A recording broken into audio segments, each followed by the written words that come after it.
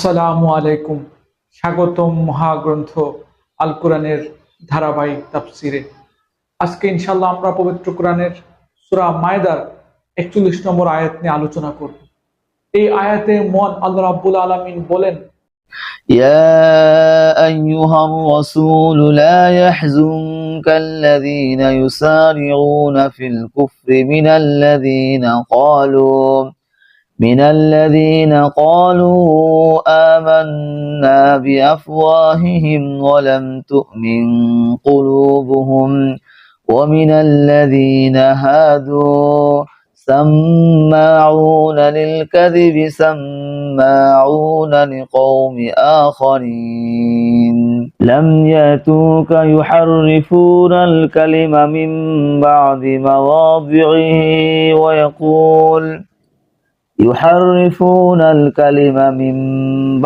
مواضعه يقولون إن أوتيتم هذا فخذوه وإن لم تؤتوه فاحذروه ومن يرد الله فتنته فلن تملك له من الله شيئا أولئك الذين لم يرد الله أن يطهر قلوبهم لهم في الدنيا خزي ولهم في الآخرة عذاب عظيم।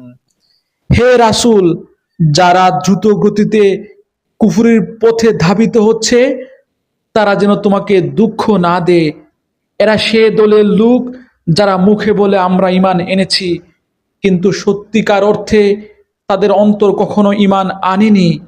আর এদের ব্যাপার নয় যারা ইহুদি, তারা মিথ্যা কথা শোনার জন্য সদা কান খাড়া করে রাখে, এবং তাদের বন্ধু সম্প্রদায় যেসব লোক কখনো তোমার কাছে আসেনি, এরা সেই অপর সম্প্রদায়টির জন্যই নিজেদের কান খাড়া করে রাখে।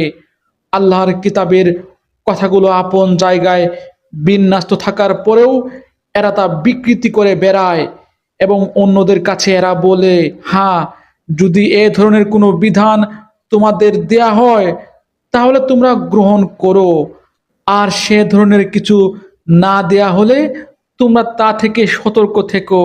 আসলে আল্লাহ তাআলা যার পদচ্যুতি চান তাকে আল্লাহর পাকড়াও থেকে বাঁচানোর জন্য তুমি কোনো কিছুই করতে পারবে না। এরাই হচ্ছে সেসব হতভাগ্য লোক। আল্লাহ তাআলা কখনো তাদের অন্তরকে পাক সাফ করার এরাদা পোষণ করেন না। তাদের জন্য পৃথিবীতে যেমন রয়েছে অপমান ও লাঞ্ছনা, পরকালও তেমনি তাদের জন্য অপেক্ষা করছে ভয়াবহ আযাব। আলহামদুলিল্লাহ, চমৎকার একটি আয়াত। এই আয়াতটিতে বেশ কয়েকটি গুরুত্বপূর্ণ শিক্ষা রয়েছে। সেই শিক্ষাগুলো হলো: এক, সত্য ধর্ম প্রচারকদের ধৈর্য স্থিরতা রাখতে হবে। যারা ঈমানের দাবি করেও অন্তরে ঈমান আনেনি বা দ্বিমুখী আচরণ করে, তাদের ব্যাপারে দুঃখ করার দরকার নেই। হেদায়েত দেওয়া আল্লাহর কাজ, রাসূলের কাজ ছিল বার্তা পৌঁছে দেয়া। তাই আমাদেরও কাজ হচ্ছে আল্লাহর বার্তা মানুষের কাছে পৌঁছে দেয়া। গ্রহণ করা আর না করা তা মানুষের দায়িত্ব, আর এই গ্রহণ না করাকে নিয়ে দুঃখ পাওয়ারও কিছু নেই। দুই, মুনাফিকের চিন্তা ভাবনার ও চরিত্রের প্রকাশ। অনেকে মুখে ঈমান আনে কিন্তু অন্তরে বিশ্বাস রাখে না। এই দুমুখী আচরণের কারণে এই মুনাফিকরা সমাজে বিভ্রান্তি সৃষ্টি করে। এই মুনাফিকদের চরিত্র আল্লাহ রাব্বুল আলামিন আলোচ্য আয়াতে ফুটিয়ে তুলেছেন। তিন, বিচারক ও সমাজপতিদের প্রতি সতর্ক বার্তা। যারা মিথ্যা সাক্ষ্য দুর্নীতির মাধ্যমে মানুষকে বিভ্রান্ত করে, আল্লাহ তাদের কাজ সম্পর্কে জানেন এবং তাদের জন্য তিনি ভয়াবহ বিচার দিবস রেখেছেন। চার, আল্লাহর বিধানের চেয়ে মানুষ যদি অন্যের বিচারকে গুরুত্ব দেয় সেটা গুমরাহির পথ।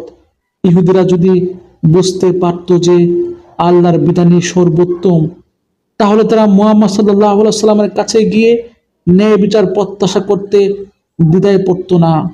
পাঁচ, আল্লাহর ইচ্ছা ছাড়া কেউ কাউকে ক্ষতি করতে পারে না। শত্রুরা হয়তো চক্রান্ত করতে পারে, কিন্তু আল্লাহর অনুমতি ছাড়া তারা কোনো ক্ষতি করতে পারে না।